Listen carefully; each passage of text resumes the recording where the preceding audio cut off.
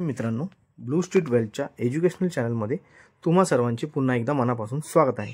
So friends, आज 12 November Tuesday fin निफ्टीची expiry होती। तर आज आपण ज्या लेवल्स दिल्या होत्या प्री मार्केट ॲनालिसिस व्हिडिओमध्ये, ज्या आपण लेवल्स डिस्कस केल्या होत्या, मार्केटने तसं रिॲक्ट केलं की नाही केलं हे आपण पुढे ह्या व्हिडिओमध्ये जाणून घेणार आहोत।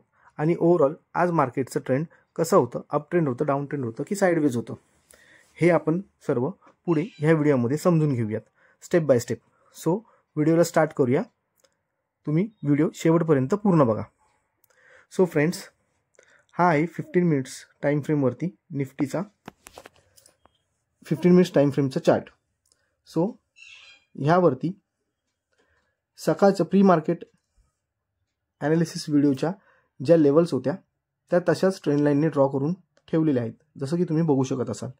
सो फ्रेंड्स, आपण जसं डिस्कस केलं होतं की अप साईडला 24,333, बट त्याचे चान्सेस फार कमी होते, कारण की मार्केट आपण जसं मागील बऱ्याचशा कंटिन्यूड व्हिडिओमध्ये सांगत आलेलो आहे की मार्केटमध्ये डाऊनफॉल येण्याचे चान्सेस जास्त आहेत रादर दॅन अपसाईडचे।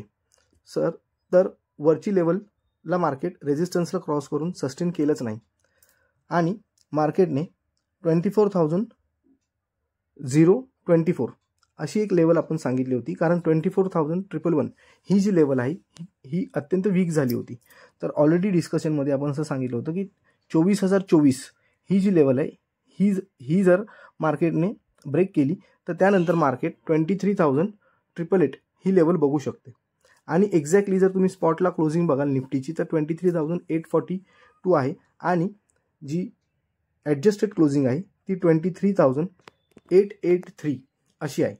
सर, कुठेतरी ह्या लेवल्सला मार्केट रिस्पेक्ट करत आहे आणि त्याच पद्धतीने आपण मार्केटमध्ये आज टेलिग्राम चॅनल जर तुम्ही जॉईन केली असेल किंवा नसेल केली तर त्याचं डिस्क्रिप्शन बॉक्समध्ये टेलिग्राम चॅनलची लिंक आहे, तुम्ही जॉईन करू शकता।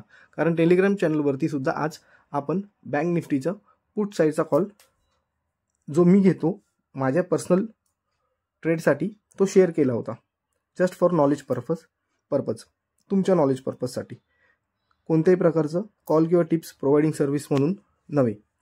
तर मित्रांनो, निफ्टीमध्ये जसं आपण हे बघत आहोत की आता सध्या निफ्टीने 23,850च्या आसपास क्लोजिंग दिलेली आहे आणि उद्या जर निफ्टीने गॅपडाऊन ओपन दिलं आणि तिथे सस्टेन केलं तर अजून शार्प फॉल निफ्टीमध्ये येऊ शकतो, हे आपण ऑलरेडीच डिस्कस केलेलं आहे। चला तर मित्रांनो, आज इंट्राडे ॲनालिसिसमध्ये बँक निफ्टीने कसं रिॲक्ट केलं ते बघून घेऊया। सो बँक निफ्टीची इथे फर्स्ट कॅन्डल जसं आपल्याला इथे दिसत असेल कर्सरने, ही एक बिग बार रेड कॅन्डल आहे ज्याच्यावरती आता सध्या कर्सर आहे। बँक निफ्टीची ओपनिंग ऑलरेडी 52,000च्या वर झाली होती, 52,080च्या आसपास, ठीक आहे। आणि ऑलमोस्ट तिकडनंच बँक निफ्टीने लो मारायला सुरुवात केली। 15 मिनिट्सची एक थर्ड कॅन्डल म्हणजे 945ची एक कॅन्डल थोडंसं बाईंग आली होती, बट त्यानंतर मार्केटमध्ये कंटिन्युअस सेलिंग होती दिवसभर आणि लेवल्स डिक्टो, म्हणजे जर तुम्ही बघाल 51,888 बँक निफ्टीमध्ये पण असं सांगितलं होतं की ती लेवल वीक झालेली आहे।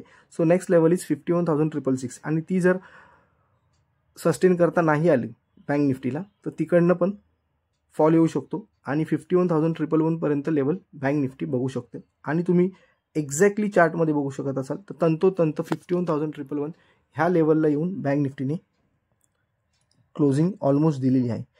स्पॉटची क्लोजिंग बँक निफ्टीची आहे आजची 51,121 आणि ॲडजस्टेड क्लोजिंग थोडीशी वरती आहे 51,157च्या आसपास। सो फ्रेंड्स, अशा पद्धतीने ह्या लेवल्स वर्क करत असतात। तुम्हाला ह्या लेवल्स समजून घ्यायचे असतील, शिकून घ्यायचे असतील तर ह्याच्यासाठी एक्सपिरियन्स लागतो, ह्याच्यासाठी नॉलेज लागतं। हे नॉलेज घेऊन तुम्हीही ह्या गोष्टी शिकून घेऊन प्राइस ॲक्शन कसं तयार होतं, मोमेंटम कोणत्या साईडला कोणत्या दिशेला आहे, कसा ट्रेड घेऊ शकतो, कॉल घेऊ शकतो की पुट साईडला ट्रेड घेऊ शकतो, ह्या गोष्टी तुम्ही स्वतः ॲनालिसिस करून, स्वतः शिकून, एक्सपिरियन्स घेऊन ॲनालिसिस करून तुम्ही स्वतः करू शकता, ठीक आहे। तर मित्रांनो, जास्तीत जास्त स्टॉक मार्केटबद्दल नॉलेज घेण्याचा प्रयत्न करा शिकण्याचा प्रयत्न करा, सो दॅट तुम्हाला देखील प्रॉफिटेबल ट्रेडर बनता येऊ शकतं, trader as well as investor. Because जसं आपण इथून मागच्या व्हिडिओजमध्ये नेहमी सांगत आलेलो आहे की स्टॉक मार्केट हेच फ्युचर आहे. स्टॉक मार्केटकडे सट्टा किंवा गॅम्बल किंवा अड्डा ह्या दृष्टीने बघण्याचा दृष्टिकोन बदलण्याची आता वेळ आलेली आहे. ठीक आहे. आणि हे जे लेवल्स वगैरे आपण जे देतोय हे आता यूट्यूबवरती अजून किती दिवस आपण कंटिन्यू करू शकतो किंवा ठेवू शकतो हे देखील एक बघण्याचा पार्ट असेल. कारण की काही न्यू रेग्युलेशन्स प्रमाणे यूट्यूबवरती देखील असे लेवल्स किंवा म्हणजे ह्या शेअरसुद्धा करू शकत नाही, म्हणजे ह्यांच्याबद्दल बोलू सुद्धा शकत नाही फॉर द रिटेलर्सच्या हितासाठी. काही इन्फ्लुएन्सर्स म्हणजे अर्थात त्याचं काही चुकीचं फायदा करून घेत आहेत, म्हणून सेबी आणि इतर गव्हर्नमेंट एंटिटीजचं असं म्हणणं आहे की रिटेलर्सच्या हितासाठी ही गोष्ट केली जात आहे. सो लेट्स सी आता हे कसं आणि पुढे कसं कंटिन्यू होणार आहे. बट स्टील जोपर्यंत कंटिन्यू करू शकतो तोपर्यंत आपण कंटिन्यू करूया, कारण की जास्तीत जास्त लोकांना नॉलेजेबल बनवलं. सोशल मीडियाच्या थ्रू, सोशल मीडियाचा प्लॅटफॉर्म यूज करून जास्तीत जास्त समाजाच्या बहुजनांना, समाजातील घटकांना, जास्तीत जास्त लोकांना स्टॉक मार्केटबद्दल अवेअरनेस क्रिएट करणं, स्टॉक मार्केटचं एज्युकेशन देणं, हाच ह्या चॅनलचा मोटो आहे, हाच ह्या चॅनलचा मोटिव्ह आहे. सो लेट्स सी पुढे ह्या गोष्टींना कसं आपण त्याला सपोर्ट करू शकतो आणि किती एक्सटेंडपर्यंत त्याला घेऊन जाऊ शकतो. आपलं इंटेन्शन प्युअर आहे आणि लोकांना जास्तीत जास्त नॉलेजेबल आणि फायनान्शियली फ्रीडम अचीव करण्यासाठी, लोकांना हेल्प करण्यासाठी हा यूट्यूब चॅनलचा मोटो आहे.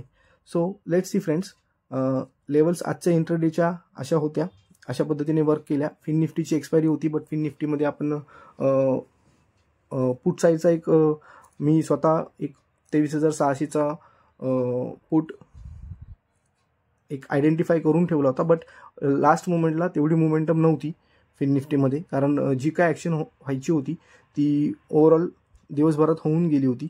त्यामुळे अगदी 230-245च्या कॅन्डलला शेवटच्या काही मार्केट हावर्स शेवटच्या वेळेमध्ये फार काही ॲक्शन झाली नाही. त्यामुळे तो ट्रेड काय घेतला नाही ना मी टेलिग्रामवरती शेअर केला.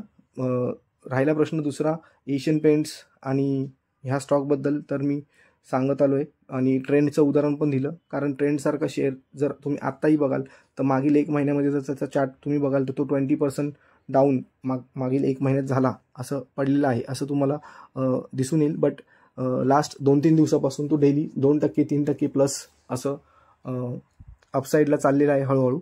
Same as I think Asian paints बरोबर सुद्धा होऊ शकतं, टाटा मोटर्स बरोबर सुद्धा होऊ शकतं. कारण किती गेलं तर हे स्टॉक्स जे आहेत हे शेवटी फंडामेंटली स्ट्रॉंग स्टॉक्स आहेत. ठीक आहे, यांची बॅलन्स शीट्स स्ट्रॉंग आहेत, फंडामेंटल्स स्ट्रॉंग आहेत, कंपनीचे प्रमोटर्स स्ट्रॉंग आहेत, कंपनीज स्ट्रॉंग हँड्समध्ये आहेत. सो ह्या गोष्टी शिकून घेणं गरजेचं आहे. बाकी तर बघूया अजून पुढे कसं कसं होतं. तर व्हिडिओमधून तुम्हाला थोडं जरी नॉलेज मिळत असेल, अर्धा 1% जरी नॉलेजमध्ये गेन होत असेल, भर पडत असेल, तर प्लीज कॉमेंट बॉक्समध्ये जय भीम लिहा. आणि कोणत्याही प्रकारची क्वेरी असेल, काही डाऊट असेल तर कमेंट बॉक्समध्ये विचारा. तुमच्या क्वेरीज किंवा प्रॉब्लेम सॉल्व्ह करायला आम्हाला आवडेल, उत्तर द्यायला आवडेल. सो तोपर्यंत स्टॉक मार्केटबद्दल शिकत राहा, नॉलेज घेत राहा. तोपर्यंत नेक्स्ट व्हिडिओ येईपर्यंत पुन्हा एकदा भेटूया नेक्स्ट व्हिडिओमध्ये. तोपर्यंत सगळ्यांना मानाचा जय भीम, जय शिवराय.